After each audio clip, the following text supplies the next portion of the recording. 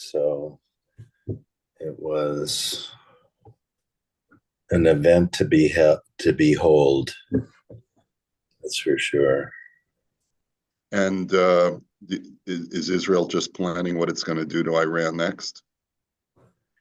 I think that from what I hear, there will be, there is thought being put into it, but I think there's a bit of a celebration that our Arab neighbors helped us in Jordan. the other night. Jordan, the UAE, um, participated. The U.S. Central Command took out almost a third of them. So it was a definite a victory. It must be an embarrassment for them. I mean, Yeah. they just did a terrible job. So the question is, did we already strike back by making it so unsuccessful? But they celebrated anyway. Yeah. Um, Hal was just saying that the Iranians are claiming success, which is total success. Yeah. yeah. So I don't know. I guess if that's, I don't know. They had a. I was just reading that, a quarter of them exploded on when, in Iran. So, they Yep. never took off. So I don't All know. right. Listen, it's a terrible thing. So what am I going to tell you? Like, there's definitely, it's not over. It's not over. But it's the month of miracles, so we're moving forward. Okay, so let's get started. We were just in this tshuva talking about firstborn rights and inheritance.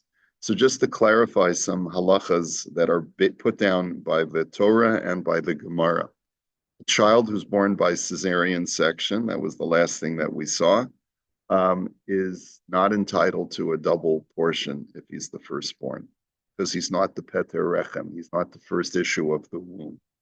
Okay, nor is any subsequent child. Okay, Aval Mishanol. We also saw that if children are inheriting from their mother, there is no firstborn right.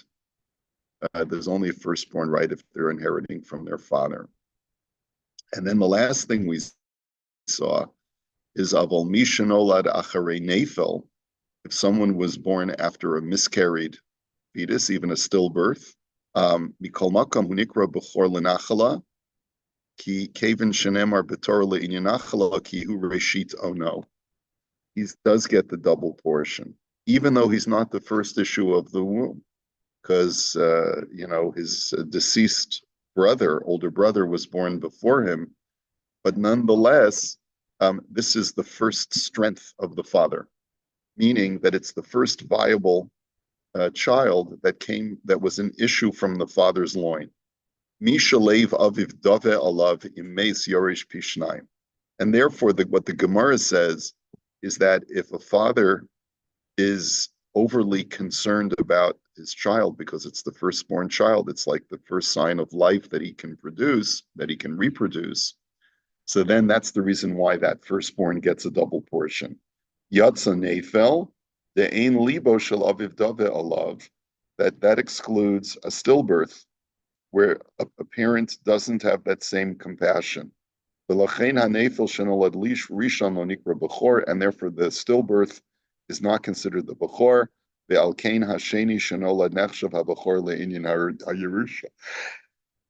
And therefore, the child that's born after the stillbirth, even though he's not a Peter Rechem, is still called the firstborn as far as Yerusha, as far as inheritance.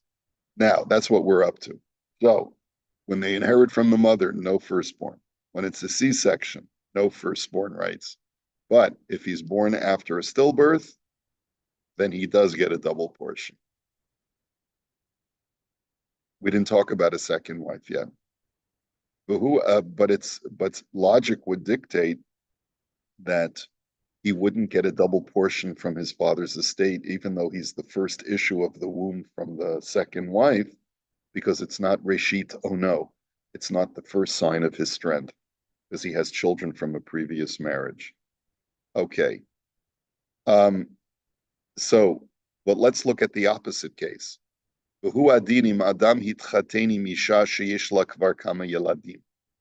Let's say a single man marries a woman who already has children from a prior marriage. Below ein yeladim, he's never had kids. V'yoldalo bain, she gives birth to a son from him. Abain hazeh b'chor lenachala lekabel pishnayim. That's his firstborn son, and therefore will get a double portion if there are other children. Avolo osim lo pidyon haben latet lakohen chamesh slayim. But there's no pidyon haben. Why? Because ki b'pidyon haben abechor tzarech liot peter rechem, v'zu ha'isha kvar yalada. Because for a pidyon haben, child has to be the first issue of the womb. And this woman already gave birth. Aval le'inyan lekabel b'yerusha pishnayim, but to get a double inherit portion, a Torah amra v'yoldu lo, dahin la'av. Criterion is the firstborn of the father, not the firstborn of the mother. The kaven shezeh ben harishon shelo, yikabel pishnayim. And therefore this child gets a double portion. Okay? Okay, fine. Now, b'chol masha ha'bechor notel pishnayim, haynu davka b'nochasem hamuchzakim b'reshus ha'av b'shat mitato. When we say that the firstborn gets a double portion, it's only in the estate that is existent and present in the estate at the time of death. Because there are many assets that can come to an estate post-mortem. Let's say, things appreciate in value. So that any appreciation in value of the estate post-mortem does not go to the firstborn will not get a double portion in that appreciation. But any property or value that has accrued after death, cholkim shava b'shava. The firstborn only gets a single portion together with his other heirs. As the Torah says, it has to be present with him at the time of death. V'nechlaku haposkim v'inyan tochniot chisachon o ksafim shehem b'bank. Hayim ze nechshav kemuchzak b'rshuto shel av k'dei sha'bechor yirash pishnayim olo. He says there's a machlokus in the poskim having to do with money that's in the bank but is not in the possession of the father. And what is chisachon? Just look that up. Savings, right? A savings account, or other kinds of, or a life insurance policy. Exactly, a life insurance policy, but even more than a life insurance policy, money in the bank. Now, whose possession is that in at the time of death? Is it considered to be in the decedent's possession? No, technically it's not, because he has to ask the bank to surrender that money. No, but it's not, he doesn't have access to the money when the bank is closed. In other words, it's not in his possession. Rabbi, don't you also have right of survivorship? Sometimes with the banks. What does that mean, rights of survivorship? Where you have two people's name on the account. That's right. If you have two people's name on the account, well, then you'd have to think about when it's a joint account.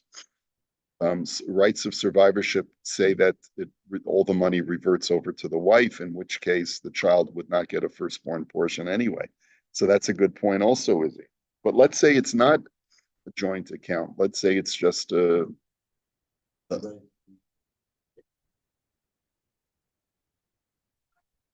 no, you can only do up to $2,000 a day.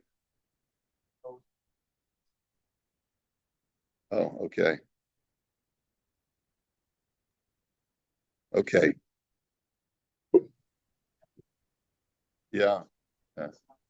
So this is a machlokes as far as whether money in the bank, like we say, you can put that in the bank, right? Which means that it's definitely for sure yours, right? But it's not really yours from a technical standpoint. So this is the machlokes. Is money in the bank considered to be in the ready possession of the decedent at the time of death so that the Bechor gets a double portion or not? And this is something that Rav Ovadia Yosef Kimavur Ba'orach B'shut Yabia Omer.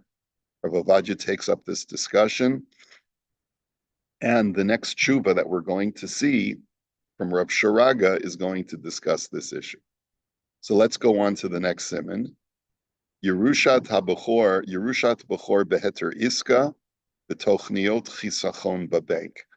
Okay, the inheritance of a Bechor when interest is owed to the estate, or any other kind of bank account, savings account in the bank. Reuven Niftar. So here's the shaila. Reuven passed away. Uvachayev hilva kesef la'anashim beheter iska. During his lifetime, he lent money to different individuals using a heter iska, which entitles him to receive money essentially, and it's an interest-bearing loan, but using a workaround because you're not allowed to lend money on interest. So we do something called the heter iska, which basically converts a loan into a business investment where the investor is guaranteed a return on his investment. So we convert a loan to an investment, and it's in that way that we can do a workaround to be able to get more than we gave to the borrower, even though the Torah does not permit it.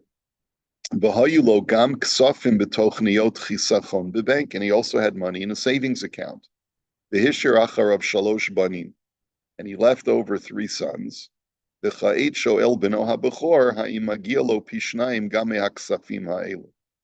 the firstborn son wants to know, do I get a double portion in those funds that are in the bank, and those funds that are accruing in the hands of a debtor? Now, I don't know why specifically it has to be an interest-bearing loan. What if it's a non-interest-bearing loan? The money is still not in the possession of the decedent. I lent a guy $1 million. It's not even if it's not an interest-bearing loan. The question is, do I get a double portion in that $1 million when the debtor pays it back or not? So I'm not sure why he's phrasing it this way. This could have just been the situation, but let's see. So the tshuva says, Nemar b'Torah, shahabechor notel pishnayim b'chol asher yimatzelo. The Torah says that a firstborn gets a double portion of everything readily available in the estate of the decedent. B'darshu rabotenu mehamilim b'chol asher yimatzelo.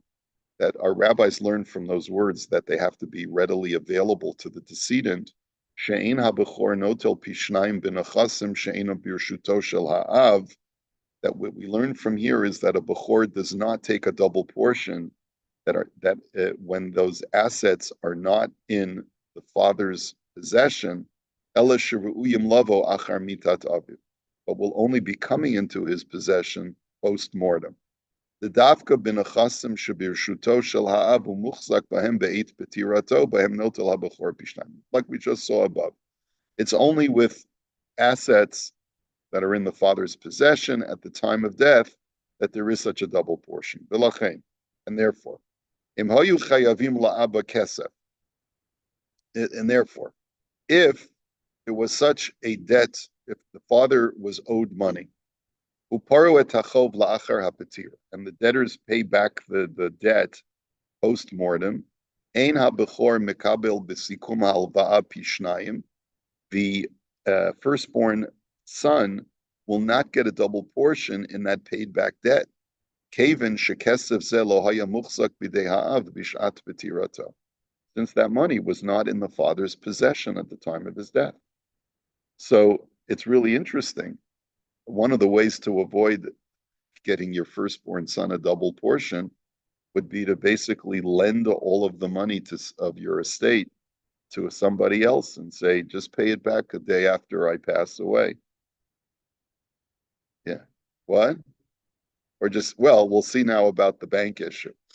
Now, avolim haya la'aba mashkona halva yekabel b'chor pishnaim gam mikesav zeh kevin shezeh nechshav l'muchsa. The exception is on a loan is if there was collateral. If there was collateral that was equal to the amount of the loan that was in the possession of the father at the time of his death, then the firstborn son does get a double portion, because that's considered now that the money from the loan is in the possession of the father because he's got the collateral for it. Follow? Okay. But it's considered to be in the creditor's possession, because basically, you write up a contract. And in the contract, it says that this land is hereby collateral on the loan. So it's considered to be in the creditor's possession in that case.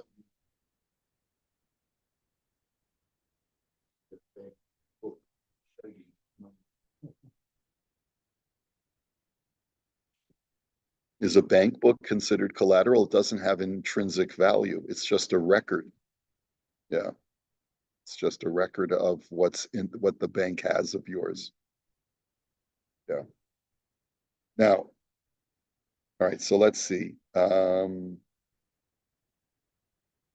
So the Makor Baruch just quotes the language of the Shulchan Aruch. Ein aboch abechor notel pishnaim b'milva. A bechor does not get a double portion in an unpaid loan. Afal pi shehi b'shtar, even if it's recorded in a contract. The afal pi shegavu karka b'chov avihem. He says, and even though they're going to be able to collect real estate from the debtor using seizure. But that's only true if it's a loan that was without collateral.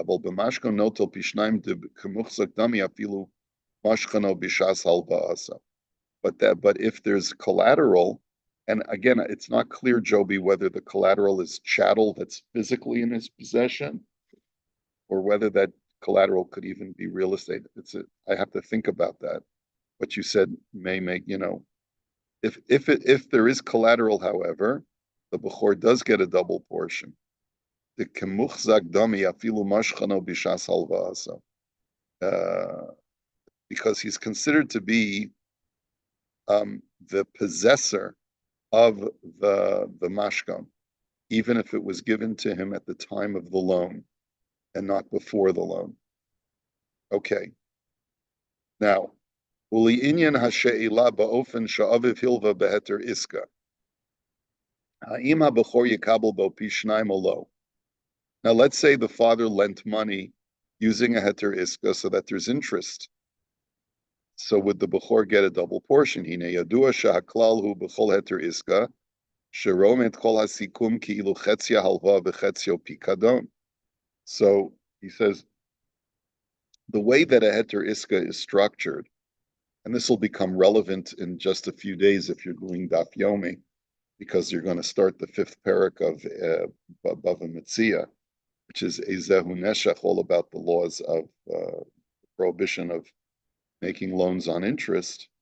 The way to work around it, which is recorded by the Gemara, is that you look at such a loan as if it's 50% of it is a straight loan, for which you cannot get any interest for, and the other half is a business investment where the money is considered to be an investment for a business where the collateral has already been designated.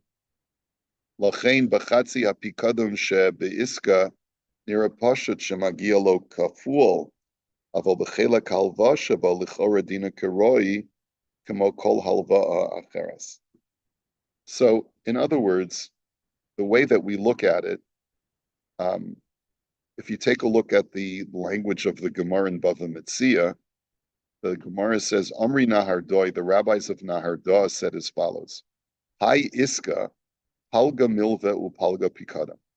And when a loan is made on interest, you look at it as half of it, 50% of that loan is a straight loan, and 50% is a deposit Avud Rabbanan Milta Denichale Lalova Venichale Lamalva. And basically, the rabbis made a remedy that is beneficial to both the borrower and the lender. The Inyan Iskahu, so just to clarify this further, he's going to define for us what this Iska is. Sha'adam noten lachavero sikum kezev, kedei sheyit'asek bo v'yarviach, va'az yechalku et harevachim. If I give you money for an investment, you're going to take that money. You're going to do business with it. You're going to hopefully profit from that business. And then you and I will split the profits from that business. That's like any partnership where one is the worker and one is the money person. Okay? So I'm basically giving you money.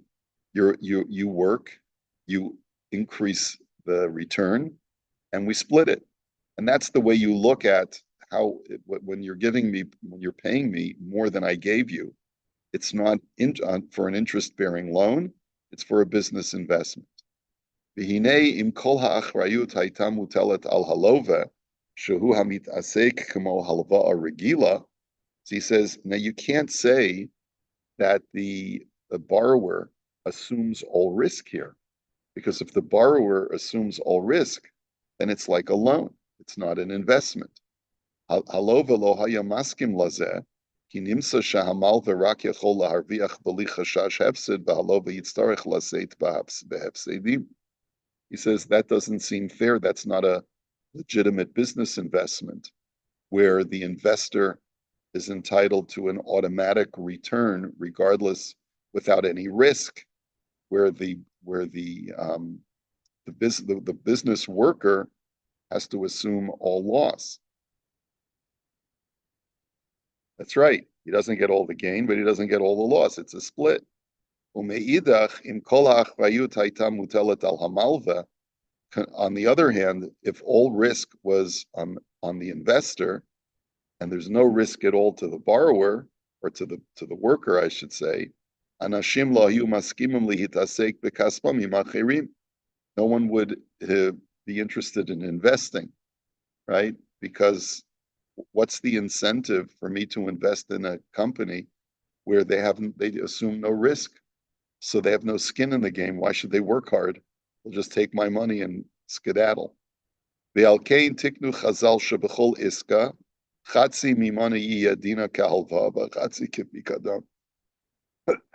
therefore the rabbis said, you know what? Whenever a loan is made with an expected return on the loan, we look at it as 50% of it is a loan, which means that the lender is guaranteed 50% of his money back, and 50% is an investment, where that's the part where he has to assume risk. And if the guy comes back and says, I tried making money off of this, but I was unsuccessful, so then there's a 50% assumption of risk on both sides. And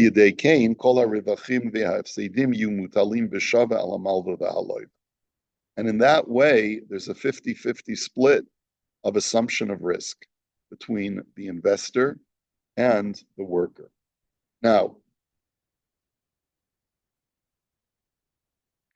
correct.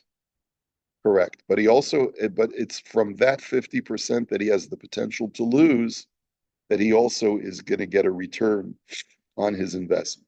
So if I lend you $1 million, $500,000 of that dollars is a loan. I'm guaranteed to get $500,000 back, and we stipulate that on that $1 million investment, the expectation is on the $500,000, that's the investment, to get back, let's say, a 10% return, which will mean, 10% of $500,000 would be $50,000. So which would effectively be 5% of the entire amount, right? So that's the way you structure a 5% interest-bearing loan without it being prohibited by the Torah. Now, technically, there's an assumption of risk. Is it possible? Does the borrower have the ability to say, I can't pay you back because the business didn't work out. So technically, the way that it's structured, the answer is yes. But this guy will never be able to borrow money ever again from anybody. His name will be mud. And I think that was the original idea behind this structure is, yes, you can mess someone up the first time, but you won't be able to do this repeatedly. So if a person says, I want to borrow money, I'm willing to pay 5% interest, and the guy says, well, we can't do an interest-bearing loan, but we'll do a heter, and therefore you'll give me back 5% on the money that I give you, and it's structured that way. If the guy ends up defaulting on the loan, he's never going to be able. His name will be mud. If what? Right. The only thing is that there really is no business. In other words, the business is a fiction. Okay. So it's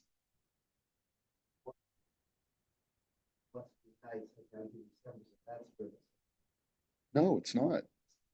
He says he can say, I want to give you more because the way we structured this, I would give you, we, what we would split the profits off of that $500,000.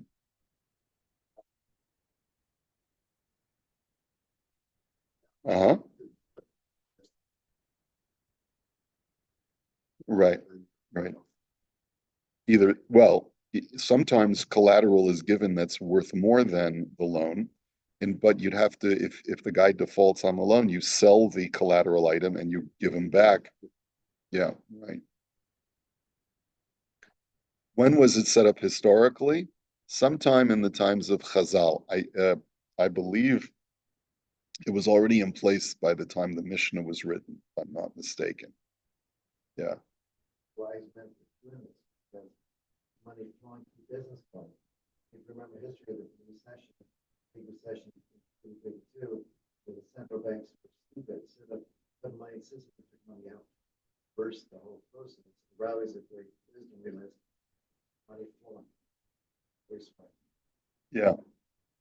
That's why Jews are good at finance. Yeah, because we learn Gemaras like this. Yeah, yeah. Well, you kick us out at your peril. Look at Iran. They got rid of most of their Jews, and now they're a third world country that can't even do an invasion properly. Okay, so well, whatever you'd call it, but Canada's going the same direction, guys. I'm sorry to say. The current leader. Okay. So anyway, just to get back to this she'ela. Okay. L'chein b'chatzi hapikadon shebe'iska nira poshet shemagia lo kaful. So he says, if there was a pikadon, right? In other words, there was half of the iska deal was a loan on collateral, then the firstborn would be able to collect his double portion on that. Oh, I'm sorry. The half that was the business investment that is considered to be a pikadon, that I guess the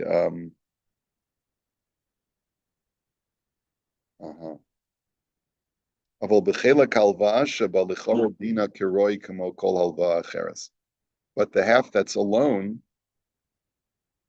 so apparently what he's saying is the business half, the business investment half, is considered to be like there's a pikadon. And therefore the Bechor should be able to get half of that, a double portion in that. Just he doesn't get a double portion on the loan part.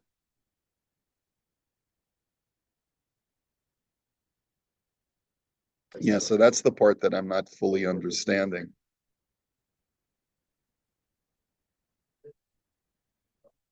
Like he owns the business. Yeah. Right. Like partnership. Father was in a partnership with, let's say, or whatever, he dies. Yeah. That partnership. Yes. Right? Yes. So that part of that. I see. Yeah. Right. Yeah. He owns that company. Okay, all right, so we'll hold it here for today. Have a great day, everybody. Make sure you help your wives clean the house.